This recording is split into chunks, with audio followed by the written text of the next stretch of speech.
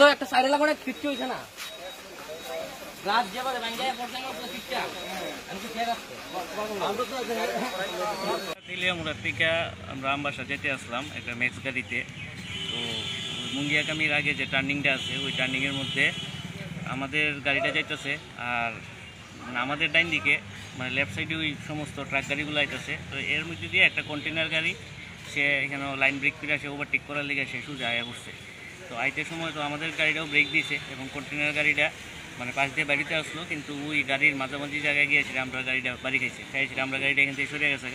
তো ওইভাবে আমরা কতজন ইনজিউরি আনুমানিক তো আমাদের সামনের সিটে এবং মিডিল সিটে মিলে 7-8 জনই সবাই ব্যথা হয়েছে এই জায়গার মধ্যে, এবং সামনে যারা আসতো তারা খুবই বেশি ব্যথা হয়েছে। আমি মিডিল সিটে আসলাম, আমার পা আটকে গেছে 2 সিটের মধ্যে, সিটের দরজার সামনে এই জায়গাতে আটকে গেছে, আমিও পায়ে প্রচণ্ড ব্যথা হয়েছি।